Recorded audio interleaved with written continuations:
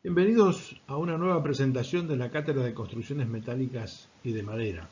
En esta oportunidad vamos a dar continuación a lo que habíamos visto en el módulo 5 de uniones abulonadas.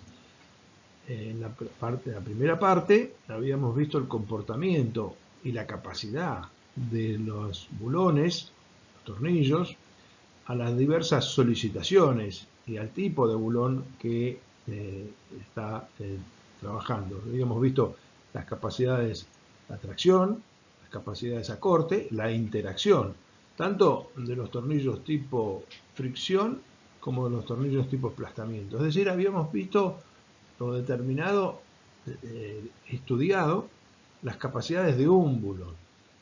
En esta segunda parte, nosotros lo que vamos a ver es cómo se desarrolla la unión en general, es decir, el conjunto de bulones que formalizan una unión. En esta diapositiva ustedes están viendo una estructura metálica relativamente importante en la cual se pone de manifiesto la cantidad de uniones, la singularidad y la diversidad de uniones que hay que ejecutar efectivamente.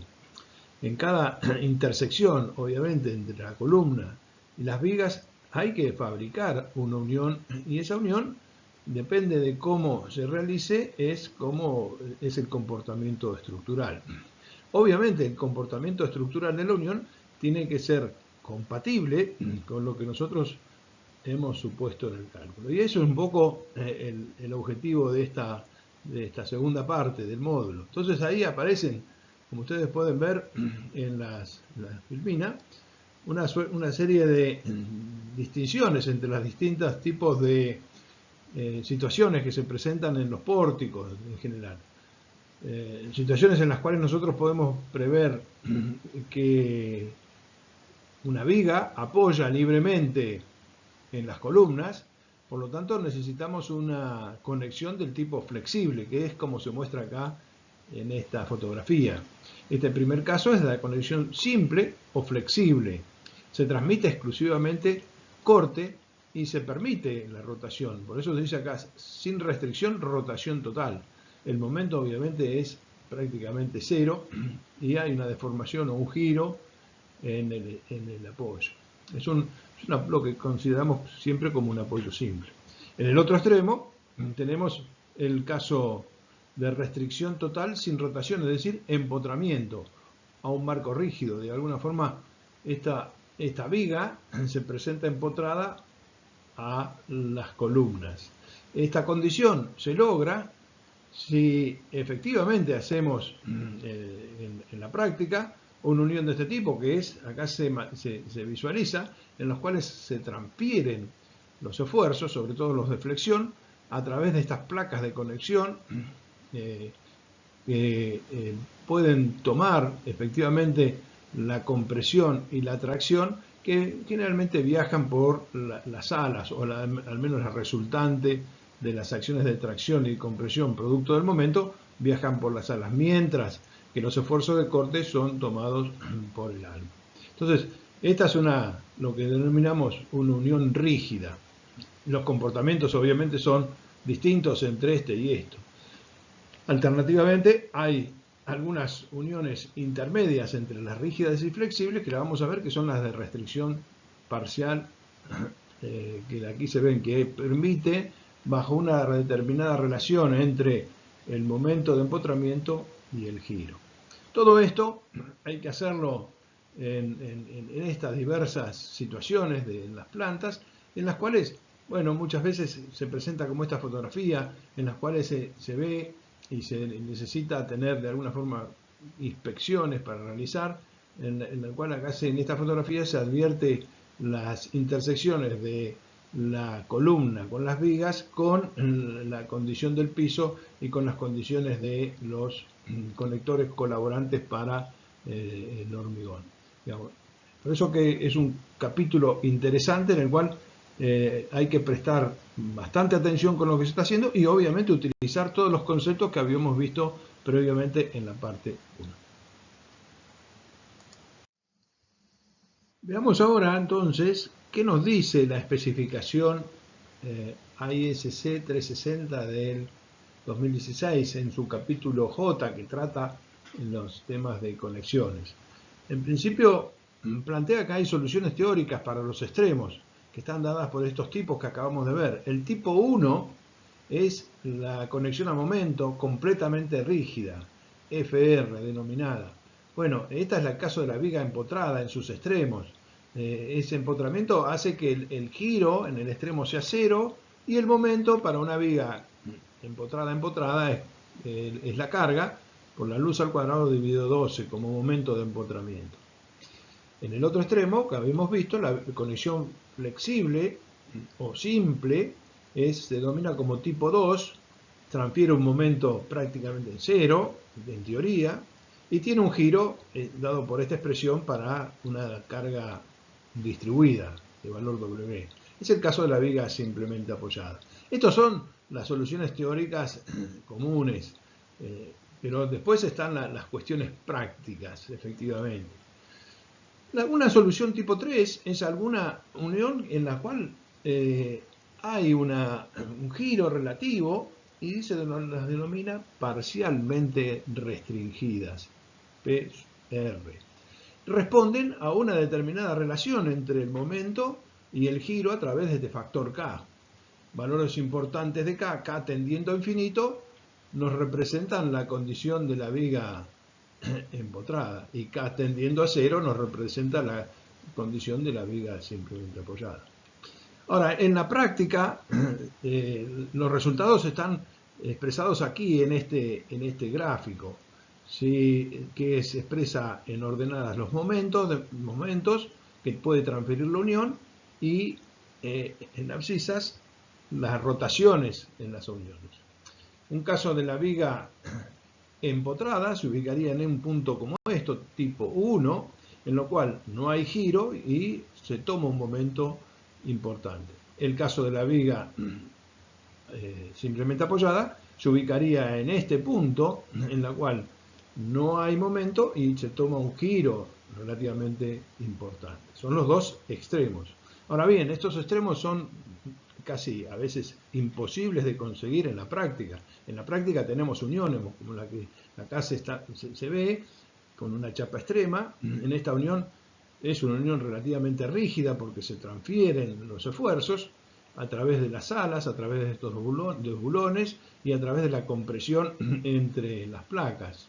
Entonces esta se la puede indicar como una unión rígida. Esta otra a la derecha, el operario está colocando estos ángulos para transferir los esfuerzos en los extremos de la viga a la columna y se disponen exclusivamente en el alma. Por lo tanto, no puede transferir momento en una capacidad importante, tal vez en una capacidad menor, pero no pueden transferir momentos importantes. Entonces, estos tienen distintas respuestas. Estas respuestas se advierten en este esquema, en estas curvas. Esta, que está acá, representaría lo que es la viga, la chapa extrema, esta. Mientras que esta otra representaría una unión flexible en la parte práctica. La norma, la especificación ISC del 360, nos está diciendo que, bueno, que se consideran como uniones a corte, uniones simples, aquellas que pueden transferir hasta el 20% del momento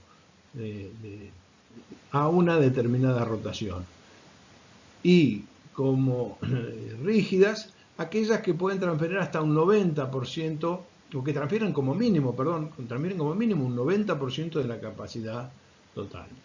Dicho de otra forma, se puede expresar en función de este coeficiente K por L sobre J mayor que 120. En ese caso la conexión es completamente restringida, transmite más del 90% de nuevo.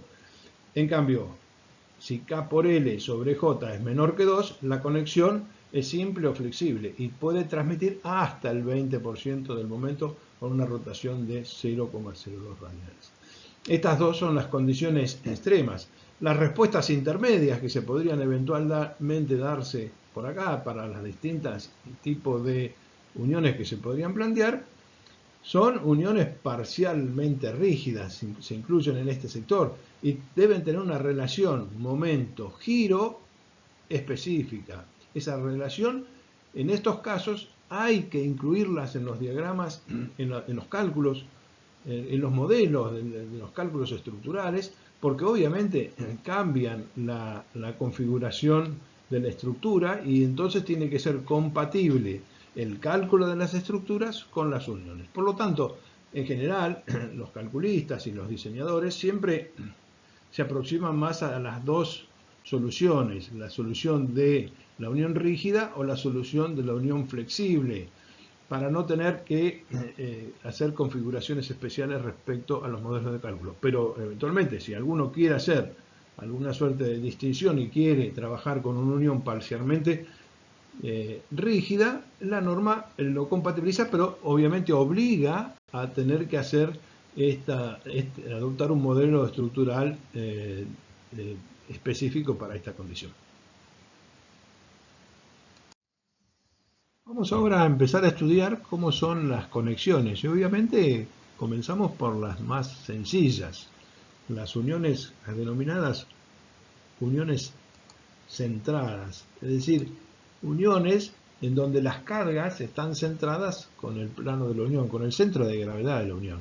Fíjense, por ejemplo, este caso de una planchuela de chapa, en el cual hay un empalme que se realiza por estos tres bulones cargados en forma de tracción con una carga P.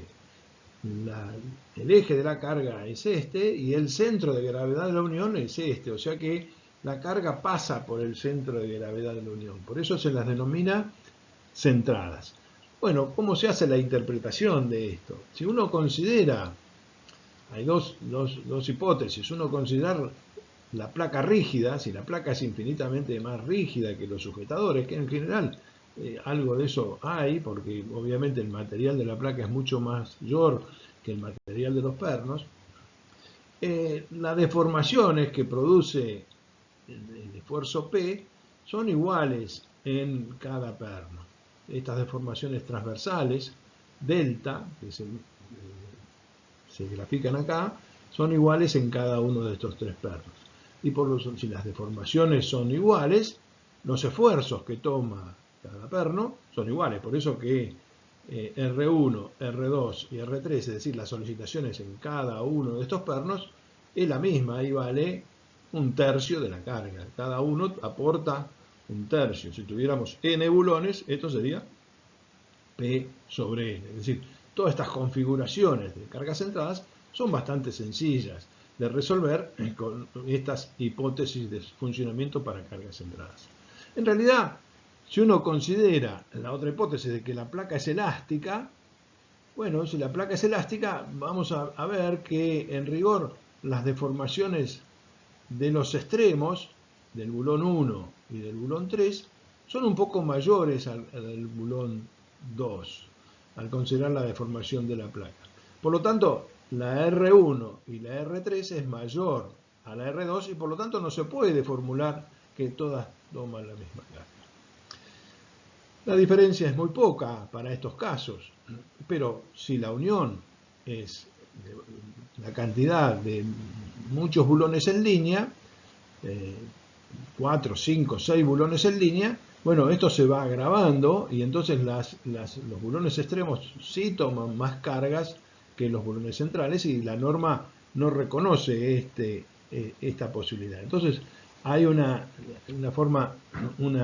restricción o un castigo si se ponen más de 6 bulones en línea al no permitir la aplicación del método de la placa rígida. Es decir, hasta 6 bulones se permite aplicar la igualdad de solicitaciones en todos los tornillos y más de 6 bulones hay que aplicar una reducción a la capacidad resistente por esto de que los bulones extremos en rigor toman más carga que los bulones centrales. Aquí vemos alguna suerte de extrapolaciones que se pueden hacer para este esquema. Acá vemos, por ejemplo, estas cruces en las cuales en la unión tenemos una unión centrada de esta chapa a este nudo y estas 6 bulones que están acá antes de la chapa del nudo y en la zona que toman a la columna se pueden reconocer como cargas centradas siempre y cuando la carga esté viajando por el centro y que el centro de gravedad de la unión coincide con el centro de carga. En estos casos también podemos aplicar esta condición y decir, bueno, que cada bulón toma una misma parte de la carga y por lo tanto es P sobre N, y con esa carga verificar esta unión. Puede ser como corte simple, en el caso que sea corte simple, o como corte doble, si es de nuestro caso en esa situación. Con este mismo criterio de carga centrada, se puede hacer extensivo a una cantidad mayor de situaciones, como pueden ser, por ejemplo, este empalme de una columna, en la cual hay, en este caso, participación de las alas. Entonces, uno puede decir, bueno, acá la carga de compresión se descompone en dos partes iguales, y esas dos partes iguales a su vez se descomponen en estas placas, en estos 6 bulones cada uno. Y por lo tanto, si hay simetría, se puede suponer que cada sector trabaja de la misma forma. Uno toma la mitad de la carga y esa mitad de la carga es distribuida alrededor de estos 6 bulones. En los casos en los que además de las platabandas de las alas hay platabandas en el alma, por ejemplo en este caso ustedes ven de acá que hay unas platabandas la transferencia se hace por las alas, pero también por las almas. Entonces, bueno, acá habría que definir cuál es la parte de la carga de compresión que está viajando por las almas, por el alma, perdón, y por las alas, en función de sus respectivas áreas. Uno puede suponer que la tensión es constante de compresión y entonces la carga es proporcional al área del ala y al área del alma y de nuevo al área del ala. Entonces con eso determinar un esfuerzo que viaja por cada elemento, ala y alma. En función de tener ese esfuerzo se aplica lo que habíamos visto de carga centrada y se determinan los esfuerzos en cada sujetador, como carga dividido n cantidad de bulones. Lo mismo podemos extrapolarlo a los nudos de cabreada, con alguna suerte de pequeñas desviaciones. Ustedes ven acá un nudo de cabreada típico, esto es una chapa de nudo, y esta es un montante, el cordón inferior y una diagonal. Bueno, los bulones que están dispuestos en este sector tienen una pequeña excentricidad respecto con el centro de gravedad, pero esa excentricidad es relativamente menor y la norma de alguna forma permite calcular con este tipo de uniones como carga centrada. La única prescripción que hace es que como mínimo, y para tomar esa excentricidad de esta carga, lo que exige es que haya por lo menos 2 bulones en cada barra. Entonces, permite de nuevo calcularlo como carga centrada, pero con la condición de tomar al menos 2 bulones por unión. Y así resuelven todos estos casos de uniones de chapa de nudo para cabreadas. Bueno, lo mismo las mismas soluciones se pueden aplicar en los distintos ejemplos que estamos viendo acá en las fotografías. Como conclusión de lo que acabamos de señalar para el diseño de las cargas centradas y a manera de checklist, una especie de checklist de las cuestiones que hay que ir, un punteo de los temas a tratar, acá yo hice una especie de reseña de esos puntos. En principio, la determinación de los esfuerzos en forma proporcional a los distintos elementos de la sección. Distinguir la carga del alma y la carga del ala, en el caso de estar tratando un perfil de este tipo, o el perfil que fuese, es decir, distinguir los elementos y de alguna forma transformar la unión en una especie de cargas centradas en cada uno de los elementos. El segundo punto es Verificar el tamaño máximo de los agujeros y su posición. Los tornillos tienen que hacerse en una determinada posición, que son reconocidos como los gramiles. ¿De dónde se obtiene eso? Bueno, si yo tengo un perfil, de la tabla de perfiles, tengo la posición, pero tengo también el tamaño máximo del agujero que puedo realizar. Los perfiles, según sea su tamaño, obviamente tienen distintos tamaños máximos en los cuales puedo hacer un agujero. No puedo hacer un agujero del tamaño que yo quiera, sino tengo que verificar que no se produzca una disminución en la capacidad resistente del perfil y por lo tanto hay un tamaño máximo para cada perfil y esto aparece en las tablas de los perfiles. Si ustedes van a las tablas de los perfiles van a ver estos tamaños máximos y la posición o gramiles en las cuales hay que colocar los pernos. Después proponer diámetros iguales y similares a las uniones de proyecto para no confundir al montajista, para hacerlo más simple. En general se trata de usar los mismos tipos de bulones, misma calidad en toda la obra o tratar al menos de poner uno, dos, a lo sumo tres diámetros distintos de la misma calidad para no tener que estar, pero en cada unión poner obviamente un solo tipo de diámetro. Las secciones de empalme, que se requieren para transferir los esfuerzos deben ser semejantes a los elementos a empalmar. ¿Qué quiere decir esto? Bueno, que las áreas de las alas tienen que ser iguales a las áreas de los empalmes de esas alas o proporcionales. Así se transmite la misma capacidad, porque de alguna forma también estos elementos hay que verificarlos a las condiciones de corte y aplastamiento, lo mismo que los perfiles. Seleccionar el tipo de perno en función del tipo de carga y su intensidad. En general conviene colocar la menor cantidad de pernos con el máximo diámetro posible. Acá es la verificación, esta que acabamos de ver, para pernos sometidos a corte. Bueno, habíamos visto que había una relación entre el diámetro y el espesor del bulón y hay una condición tal vez más eficiente, pero siempre tratando de colocar la menor cantidad de pernos para no extender mucho la unión. Disponer los conectores lo más cerca que sea posible, de nuevo, para ahorrar el material. Los bulones tienen distancias mínimas de separación que respetar y distancias a los bordes, esos están especificadas, en general son 3D, las distancias mínimas en los bulones, 3 diámetros y 2 diámetros a los bordes, esas distancias hay que respetarlas, esas como mínimo, se podría poner un poquito más, pero no mucho más, porque si no se hace muy extensa la chapa de empalme. Dimensionar la unión para la carga de diseño, obviamente tiene que transferir la carga de diseño y por lo menos para el 50% de la capacidad resistente de los elementos. La capacidad resistente es lo que puede transferir el elemento del perfil y ahí también hay una carga a considerar. Suponer la placa rígida hasta 6 conectores en línea, esto es lo que habíamos hablado, lo que implica que cada perno toma la misma carga. Si pongo más de 6 conectores ya tengo que hacer una distinción entre los bulones extremos.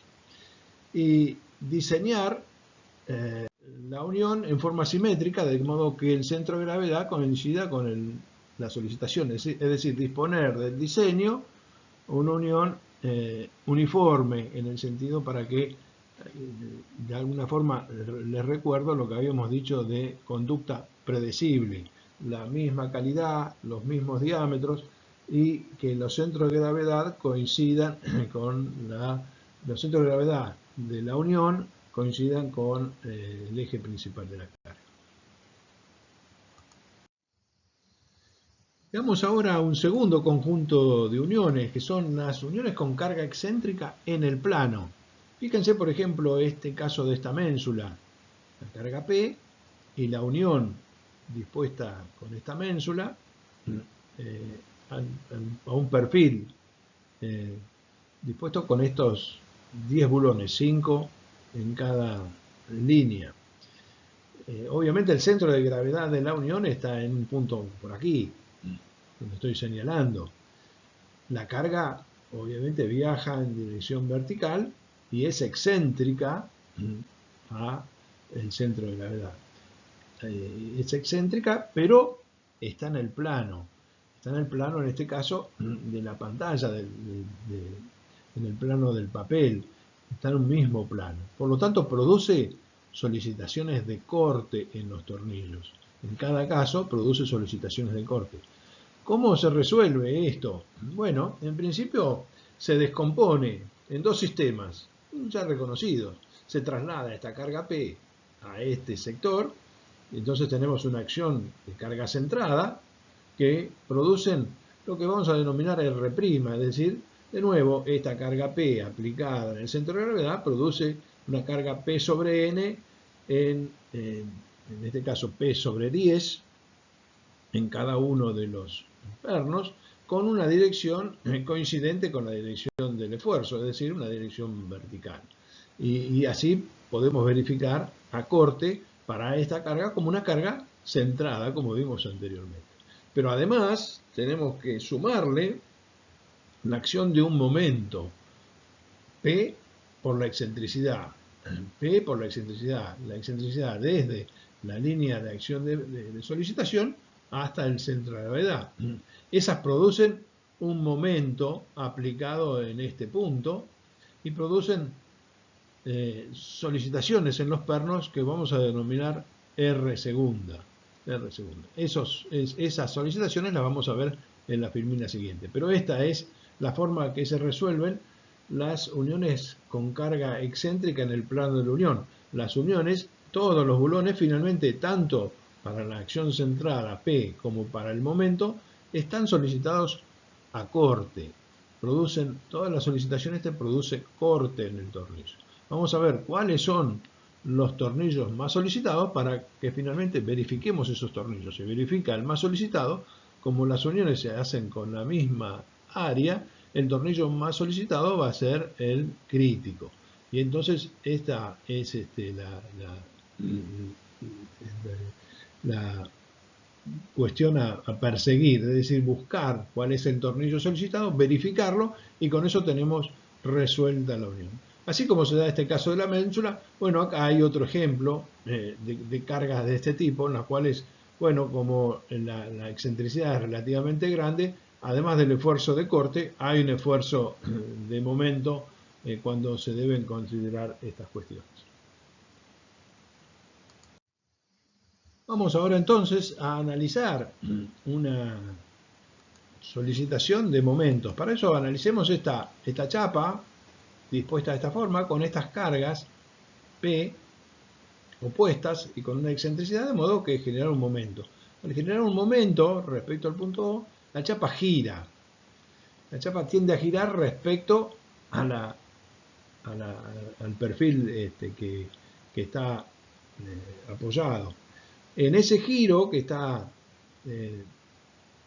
dibujado acá con este diferencial θ, los sujetadores reaccionan con esfuerzos que son perpendiculares al radio y de magnitud proporcional al radio. Es decir, que la reacción R segunda, la reacción que produce la carga de momento, tiene estas dos condiciones.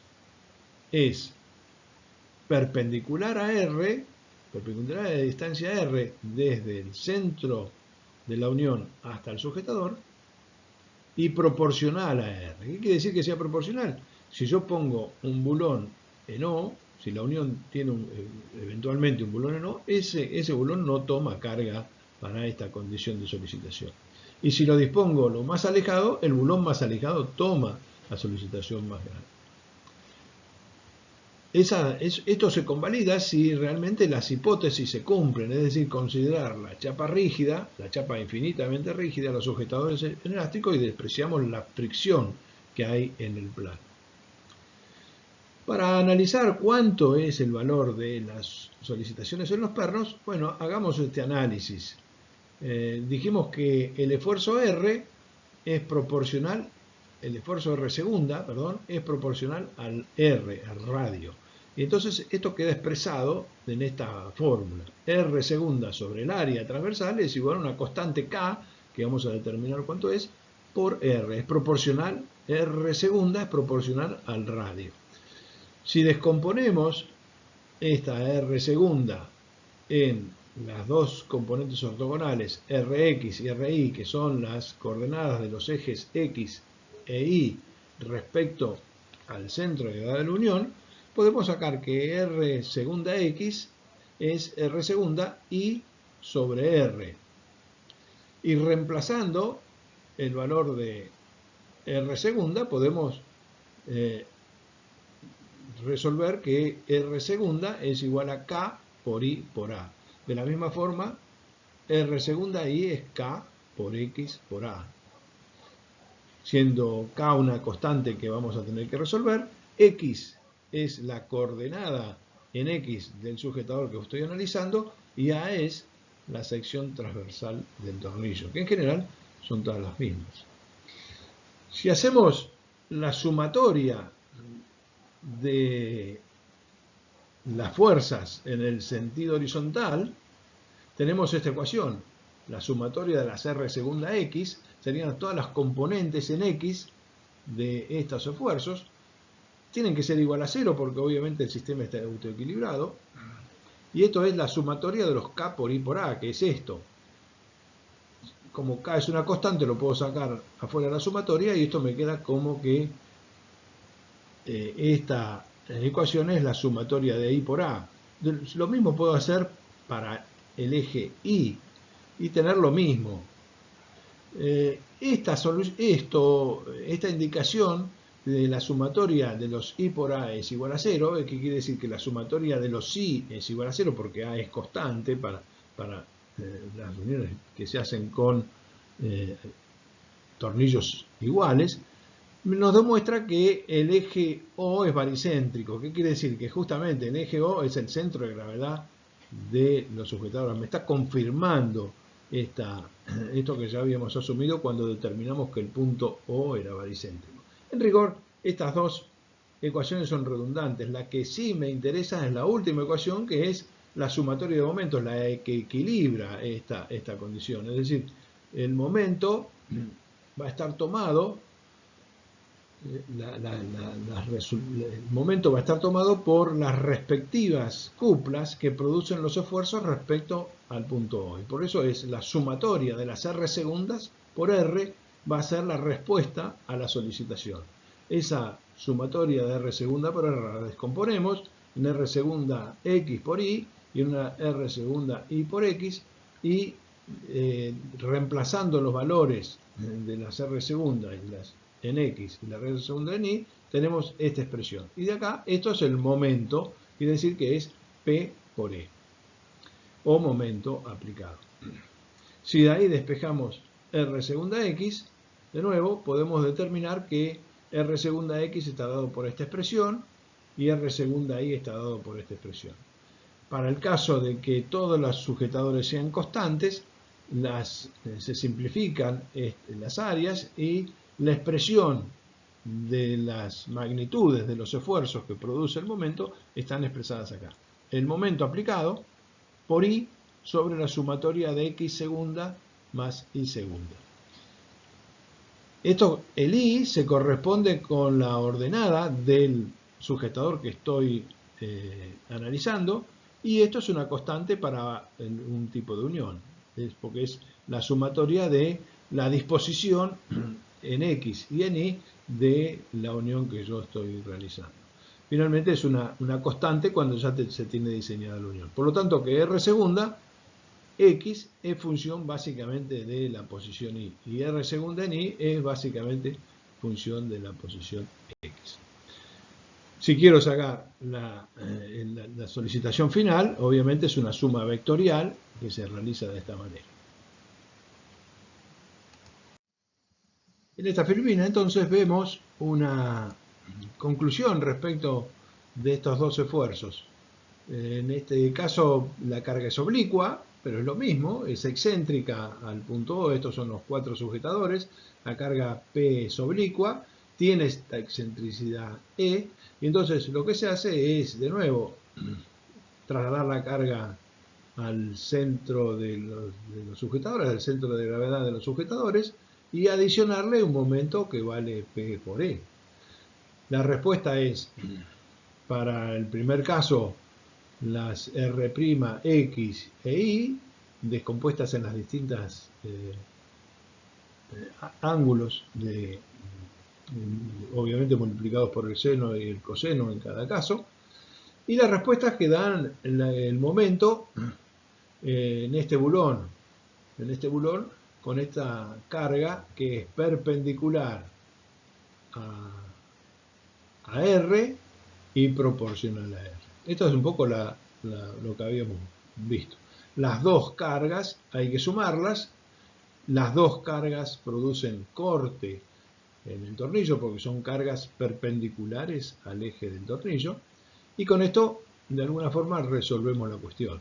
Es decir, que la carga excéntrica se analiza como los esfuerzos debidos a P, R', más los refuerzos debidos a M, R segunda, y hay que sumarlos. Hay que sumar este más este. Entonces, los esfuerzos debidos a P, bueno, son R'X en el caso de las esfuerzos horizontales, son P sobre A son la sumatoria de las áreas, o en el caso que las áreas sean iguales, que es el caso más común, es P sub X sobre N, y para el caso NI lo mismo, P sub I sobre N. N es el número de tornillos, en este caso particular 4. Y las R segunda, bueno, valen lo que habíamos visto en X, el momento, P por E por I sobre la sumatoria de X cuadrado más Y cuadrado, y las R segundas I, Px, o sea, el momento, por X sobre la sumatoria de X cuadrado más Y cuadrado. Y finalmente, la resultante, R, será la suma de estas condiciones. Suma algebraica respecto a los ejes X y suma vectorial respecto a la composición entre X e Y con la fórmula conocida de los cuadrados.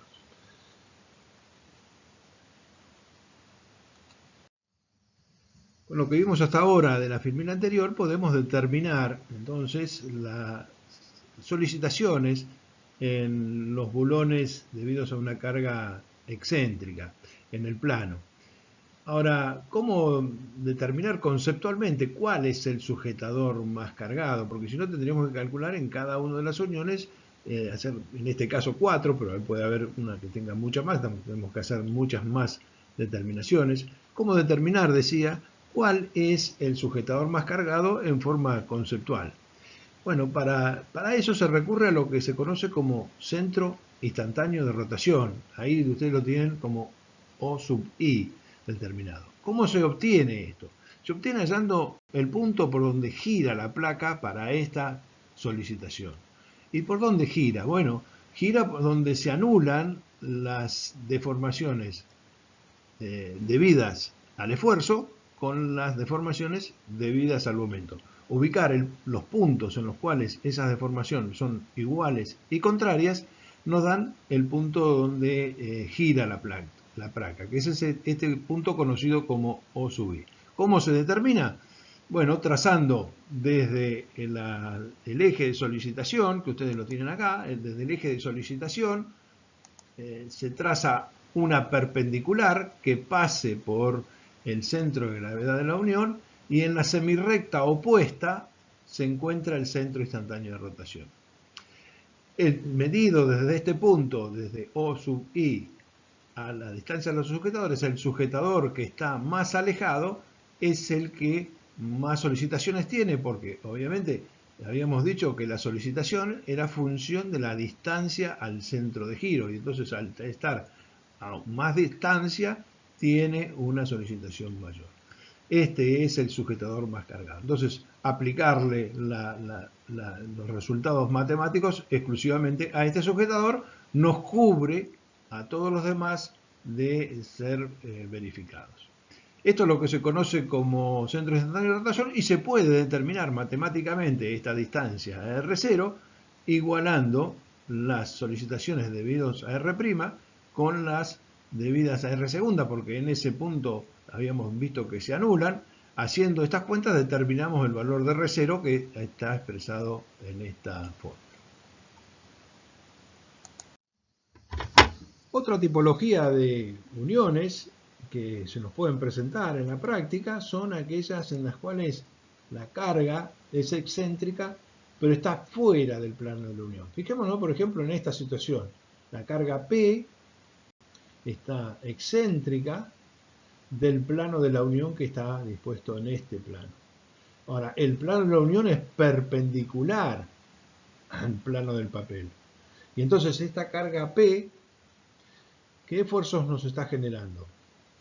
En principio, si yo traslado P a esta posición, nos produce corte en la sección. Esfuerzos de corte con carga centrada. Y además le tengo que agregar un momento. Ese momento, ¿qué nos produce? Nos produce tracción en la parte superior y compresión en la parte inferior. Los sujetadores no toman compresión, la compresión se da entre las placas del perfil. Entonces tenemos, para este caso, carga excéntrica fuera del plano de la unión, tenemos las dos solicitaciones, corte y tracción, y por lo tanto tenemos que aplicar el fenómeno de interacción. ¿Cómo resolvemos este tipo de unión? Bueno, acá yo les presenté tres variantes. Una variante A, donde los sujetadores están dispuestos uniformemente distribuidos, es decir, fíjense que están dispuestos a las mismas distancias en todo prácticamente la disposición. Esta vez es una disposición un poco antigua. Acá hay una suerte de, se está preparando en un taller, una unión de este tipo, de una viga con una columna dispuestas en forma uniforme.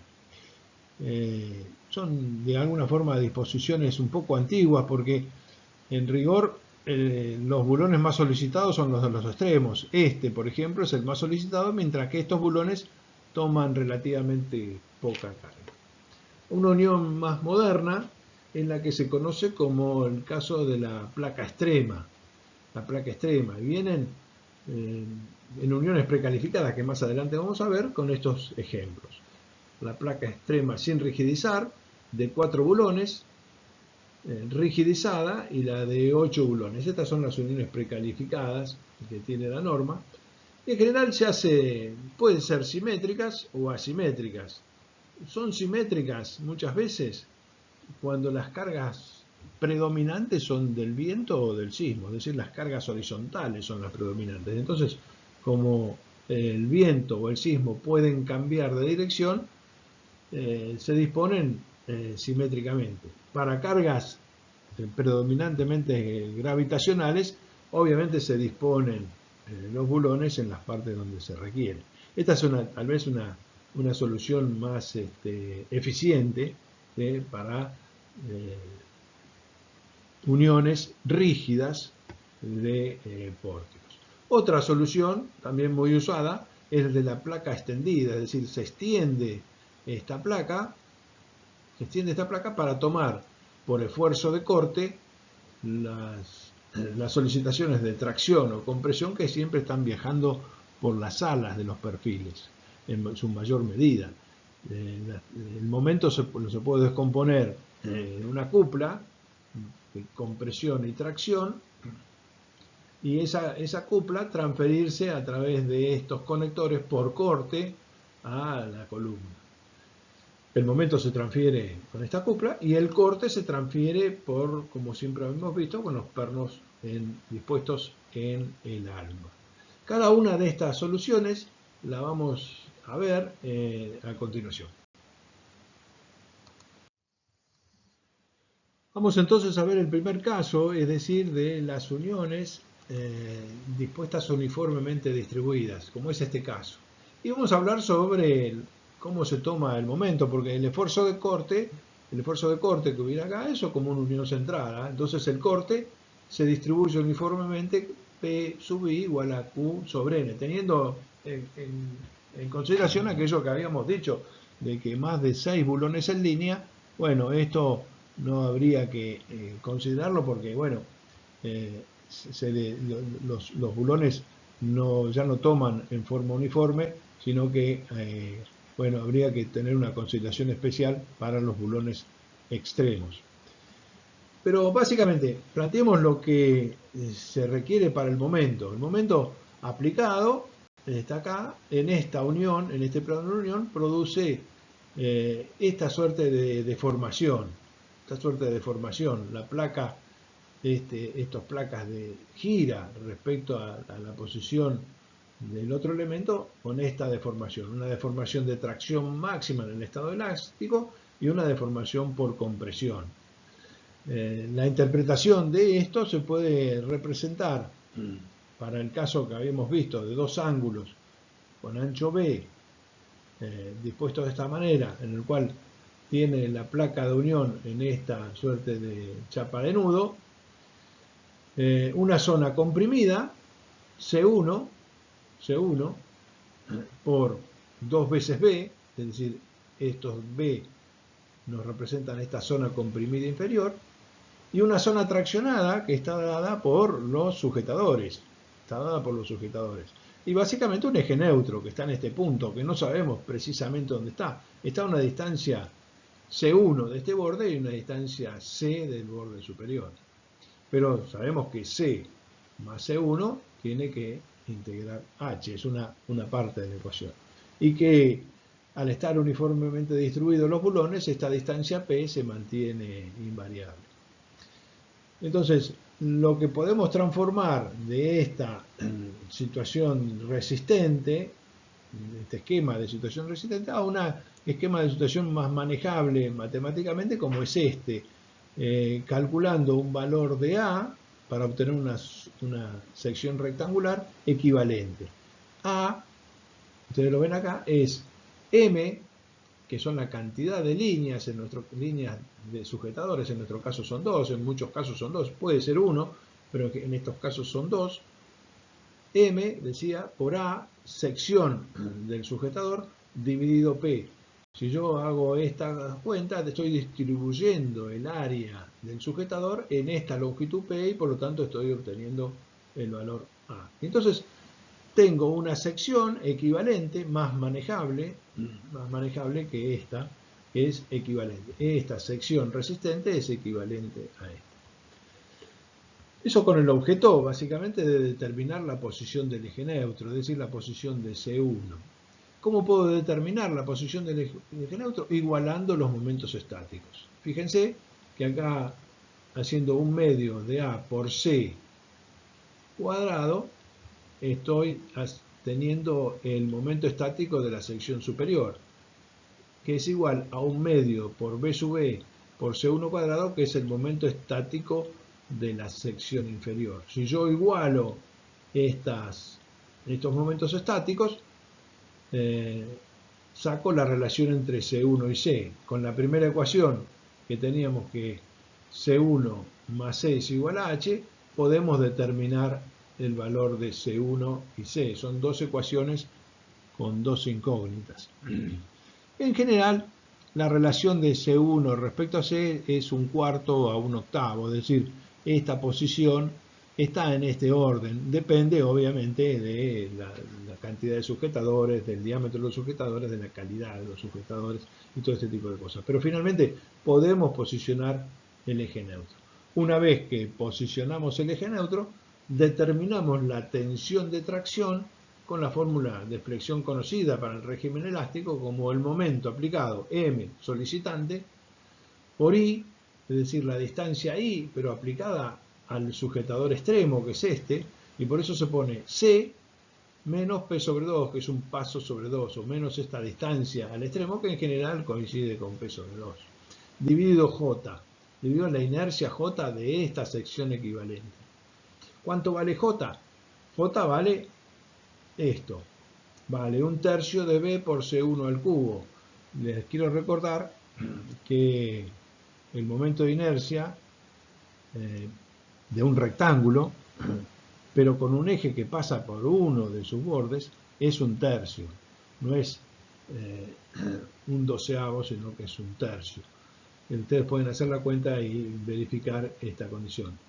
No es el momento de inercia de un rectángulo que pasa por el centro de gravedad de esa área, sino que está pasando por un borde de esa área, y por eso entonces tiene esta determinación. Un tercio de este área más un tercio del área de arriba. Todo esto configura el momento de inercia. Bueno, con esto podemos determinar la tensión sigma, y con la tensión sigma multiplicada por el área del sujetador tenemos la solicitación máxima en el bulón.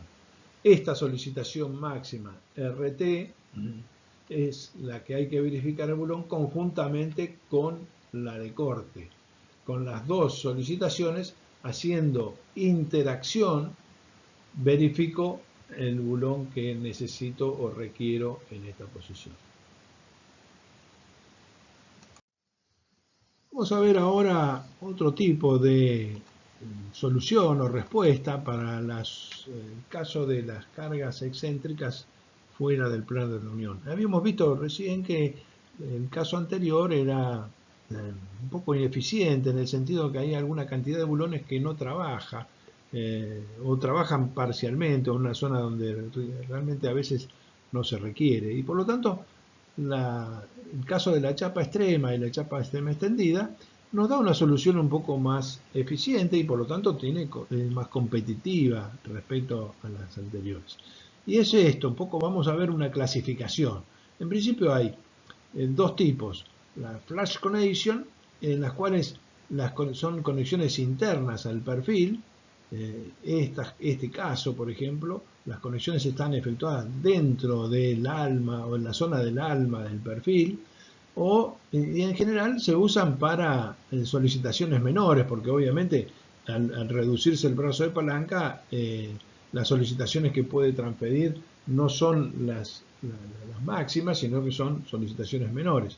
O las solicitaciones con chapa extendida, las soluciones, perdón, con chapa extendida, es decir, la que se recrece en la zona en la cual están traccionadas, y entonces se favorece la transferencia de tracción en la parte que es requerida. En el caso de vigas que se realizan en empalmes intermedios puede ser esta solución. En el caso de pórticos, en los cuales la tracción está ubicada en la parte superior, la extensión se realiza hasta arriba. Estas son las soluciones para vigas, vuelvo a repetir, y estas son las soluciones para pórticos. Y entonces tenemos una segunda clasificación, que son el caso de asimétricas, que son estos casos de asimetrías, o las soluciones simétricas, que ya las vamos a ver, para cuando son dominantes las secciones de sismo y viento. En este sentido, les recuerdo las guías de diseño número 16 para las cargas gravitatorias preponderantes. Los casos comunes están tratados en esta guía de diseño y pueden ampliar o pueden tener como una bibliografía de apoyo para estos casos. Y para la guía de diseño número 4, para las solicitaciones simétricas con cargas preponderantes de sismo y viento. ¿Qué ocurre con las cargas de sismo y viento? Que bueno, pueden cambiar de dirección, y al cambiar de dirección cambian de signo, y al cambiar de signo son requeridas uniones simétricas. Y entonces tenemos esta guía de diseño número 4, que es la que nos da el apoyo bibliográfico a lo que vamos a ver más adelante. También hay otra tercera clasificación, que es con o sin rigidizadores. Fíjense ustedes acá, esta placa extendida tiene un rigidizador que le mejora la condición a la placa extrema, posiblemente reduciendo el espesor de la chapa, y esta es sin rigidizador. Entonces hay soluciones con rigidizador o sin rigidizador. Vamos ahora a ver entonces las características que tienen este tipo de unión de chapa extrema. En principio es más eficiente, por lo que hemos visto, dispone bulones en las zonas donde realmente son requeridos. Ustedes esto lo están observando acá. Yo estoy disponiendo bulones donde se encuentra la resultante de los elementos de tracción, que generalmente están en el ala. Y entonces, bueno, dispuestos en esta zona superior, acá se disponen 4 tornillos en forma simétrica. Se usan estas situaciones de simetría en el sentido total porque las solicitaciones pueden invertir de signo, de ser de flexión en un sentido, puede ser flexión en otro sentido, por las cargas horizontales de sismo y viento, y por lo tanto se hacen simétricas como se ven en la figura. Si no, pueden ser asimétricas como están dispuestas acá. Acá hay soluciones asimétricas que se corresponden con, vuelvo a repetir, con cargas gravitacionales, es decir, donde se necesita, por ejemplo acá en la zona superior necesito colocar tracción, dispongo los 4 bulones en la zona superior y estos 2 bulones los dispongo, no trabajan, pero sirven para el montaje y la perfecta alineamiento en situaciones de cargas accidentales. Los que realmente trabajan son estos 4 bulones. O si la carga es más intensa, bueno, serán una serie un poco más importante de bulones, como pueden ser estos casos. Pero ya son casos más extraños. La segunda cuestión que plantea acá como ventaja es que se admite el uso de tornillos de alta resistencia, cualquiera, A325 y A490. Tanto fricción como aplastamiento, es decir, las dos condiciones. Y esto es una ventaja porque las uniones tipo fricción en general son un poco más caras en el sentido de que requieren una suerte de preparación de las superficies, requieren la colocación con una determinada, garantizar una determinada tensión, ya lo hemos visto cuando estudiamos las uniones de fricción, y además requieren una inspección, lo que las hace un poquito más caras. Y entonces, bueno, cualquiera de los dos tipos de bulones son admitidos. Después hay una prefabricación de esto, obviamente, en taller, lo que lo hace más rápida en el montaje y sencilla para hacer la unión en los casos en los cuales tenemos que montar y tenemos equipamientos como grúas que están pendientes de tener que resolver una determinada unión en una situación muchas veces desventajosa o con mucho riesgo, como son las condiciones de montaje. Pues también tiene una facilidad respecto al montaje porque mantienen la verticalidad, la chapa, la unión de este tipo mantiene la verticalidad cuando se presenta en la relación de que mantiene el ángulo de 90 grados con relación a la columna, lo que hace de alguna forma una estructuración, aunque sea provisoria, en el momento del montaje.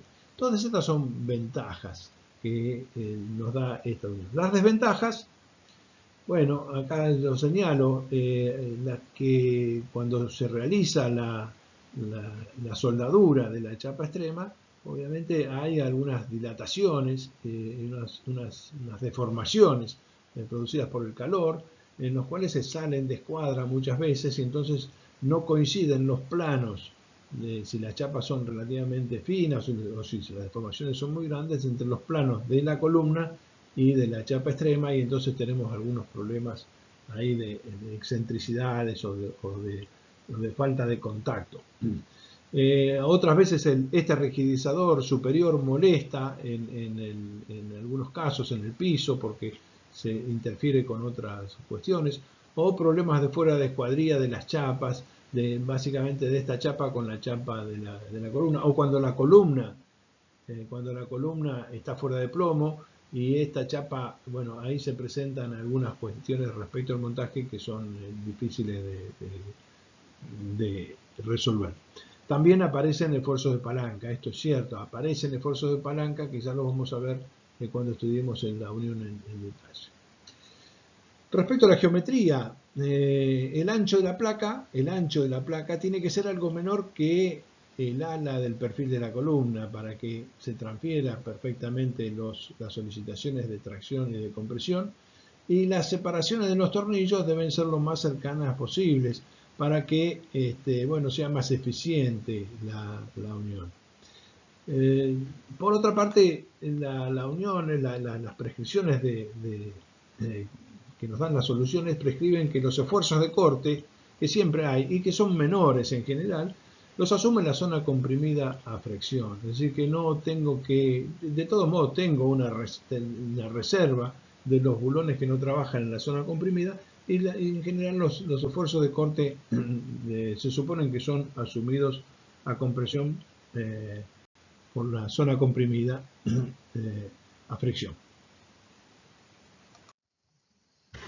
Las uniones con chapa extrema extendida en forma simétrica, como son las que se muestran en estas figuras, han sido precalificadas por la especificación 358 ISC 358 del 16 para aplicaciones en condiciones sísmicas y de viento, básicamente, es decir, cargas horizontales en las cuales puede hacer variar en un sentido o en otro las acciones en los nudos de los pórticos, tanto en la parte superior como en la inferior. Por lo tanto, las uniones deben hacerse en función de este tipo de carga en forma simétrica.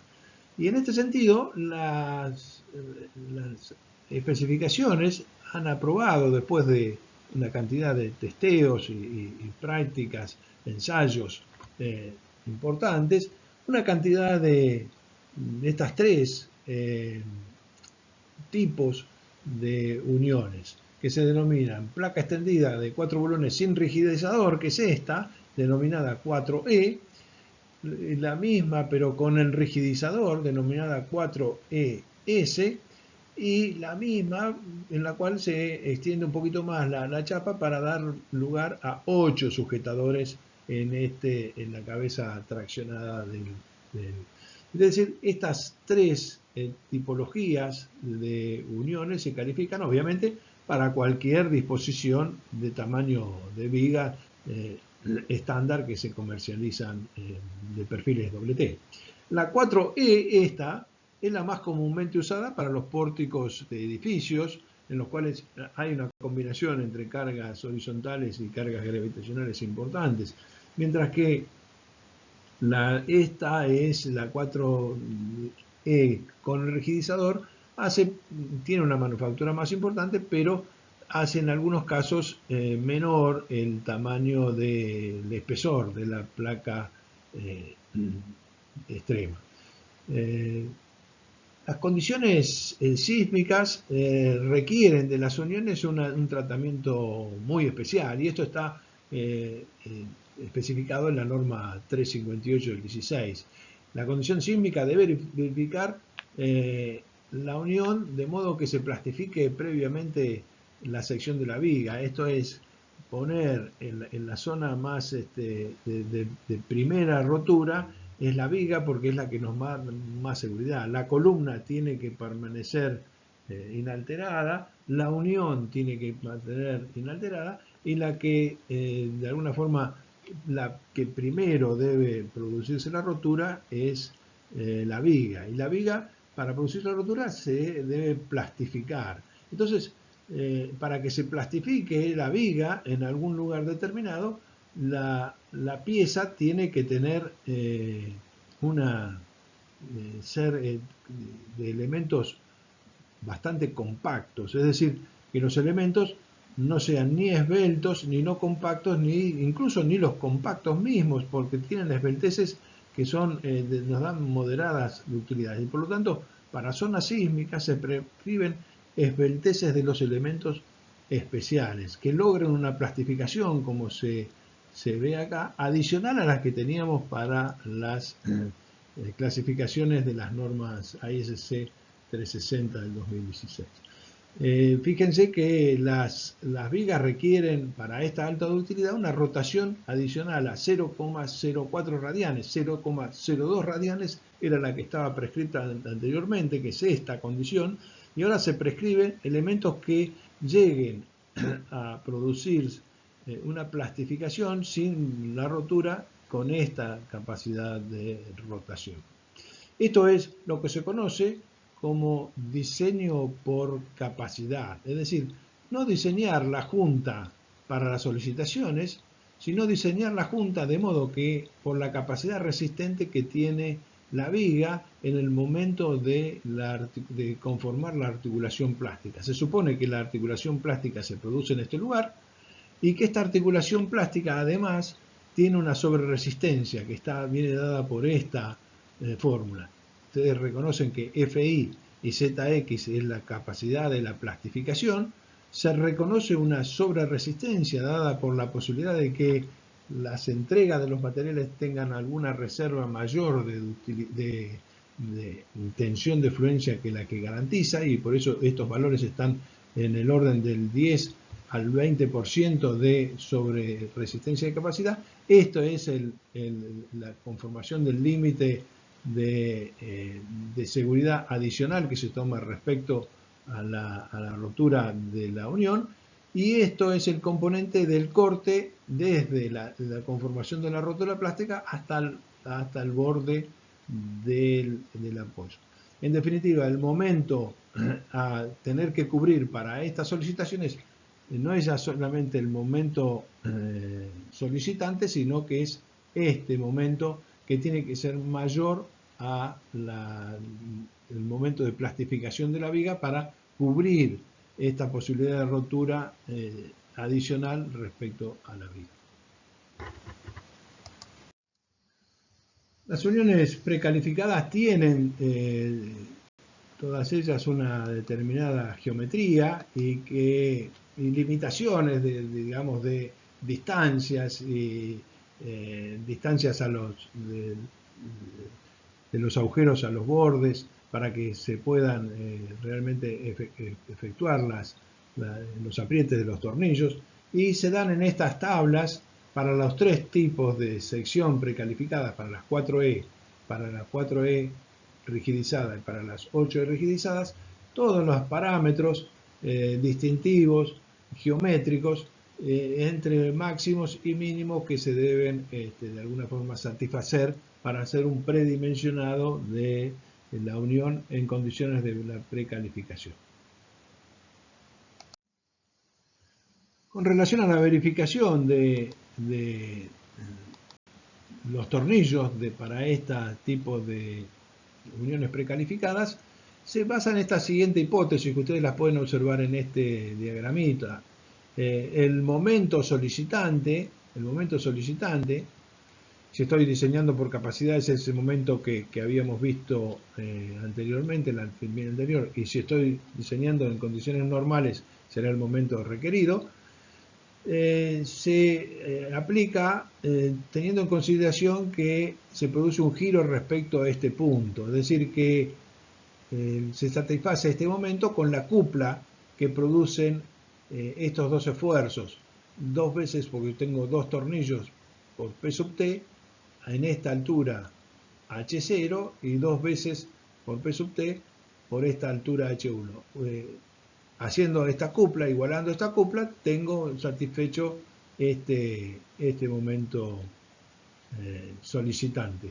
Obviamente P sub T tiene que ver con la capacidad del tornillo y tiene que ver con el área del tornillo y la tensión de tracción del tornillo, que la sacamos de las fórmulas que ya hemos conocido.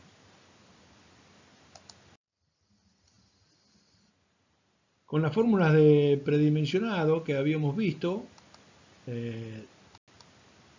podemos entonces, de nuevo, determinar el diámetro requerido de los tornillos de esta forma, como habíamos visto en la filmina anterior, nada más que acá está resuelto matemáticamente, con la solicitación dividido la sumatoria de las distancias, esas que vimos, las distancias respecto al ala comprimida, y nos da directamente el valor del diámetro necesario del bulón. Y por otro lado, esta otra fórmula nos da el espesor mínimo requerido para las placas extremas. Estas son las dos fórmulas que hay que aplicar, y con esto resolvemos básicamente fácilmente cómo son las características principales que tienen las placas extremas.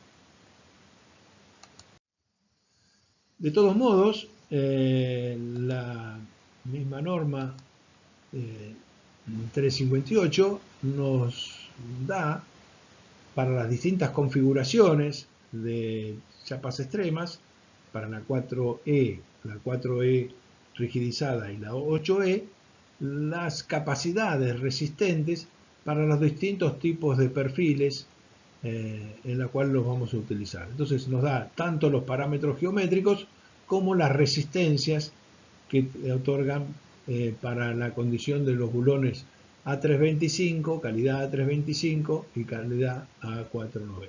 Esto viene dadas en las tablas de diseño, en la guía de diseño número 4 para placa extendida nos da estas tablas que podemos directamente calcularlas a partir de acá de este tipo de posibilidad, que finalmente es la aplicación de las dos fórmulas que vimos en la filmina anterior. Una tercera posibilidad para resolver las uniones rígidas con carga fuera del plano es esta de las placas extendidas en la sala superior e inferior, que acá vemos claramente cómo se dispone. El momento se descompone en dos esfuerzos, uno de compresión y uno de tracción, que viajan en los extremos de las alas de los perfiles, y por eso se descompone en esta fuerza H, M sobre D, siendo D la altura del perfil, y esos transfieren estas solicitaciones de compresión y de tracción como esfuerzos de cortes en estas chapas rígidas, chapas extendidas en el perfil de la columna. Se toman a corte como una unión centrada básicamente, y entonces esto es una solución relativamente fácil de determinar, tanto el esfuerzo que se producen como las verificaciones. En cuanto al corte, lo toman los pernos del alma, también como hemos visto para las uniones flexibles. Hay que colocar, obviamente, estos esfuerzos H generan compresión y tracción en la columna, y por lo tanto hay que colocar rigidizadores en el perfil de la columna si superan determinados límites. Esos límites los habíamos visto cuando vimos el capítulo de corte, en el módulo 4, filmina 8. Tanto cuando es la solicitación de tracción como es la solicitación de compresión, que producen flexiones en las alas y en el alma del perfil, y pandeos e inestabilidades locales concentradas. Entonces, esto lo podemos ver y resolver con estas premisas que habíamos visto en el módulo 4G filmina 8. Una ilustración buena respecto de cómo se usan, y se usan bastante este tipo de solución porque es una solución bastante eficiente.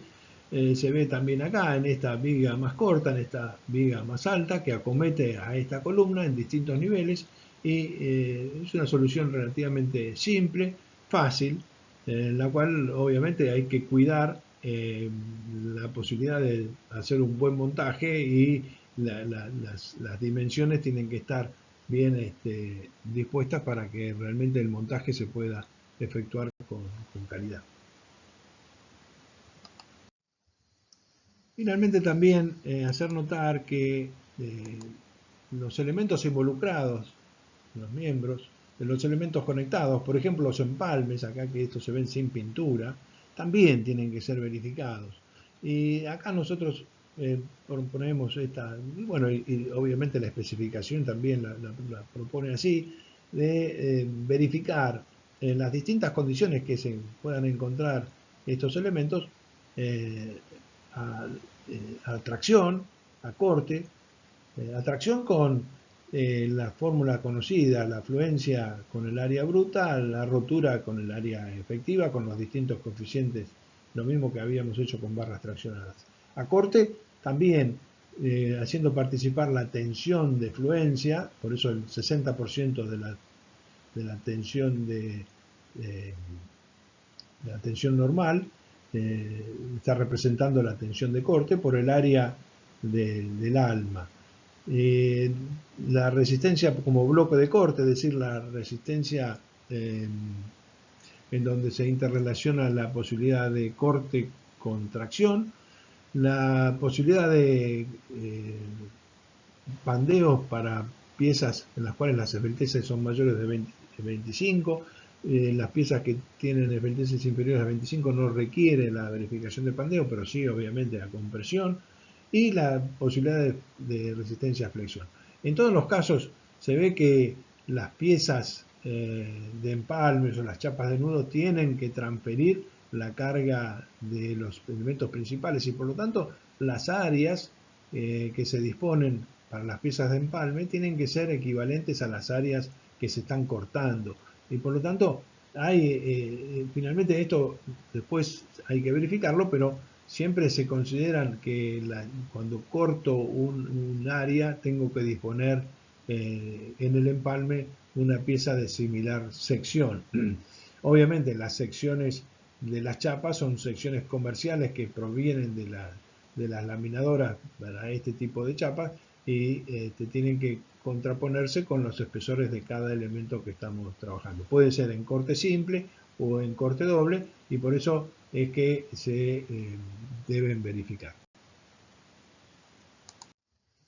Bueno, con esto damos por concluido el módulo de uniones abulonadas. Espero que le haya sido grato y entretenido y bueno, para un bálsamo a esta descripción de las uniones le dejo esta pintura de Fernand Léger, un pintor cubista y terminado en surrealista francés que expresa un poquito la temática que nosotros habíamos abordado.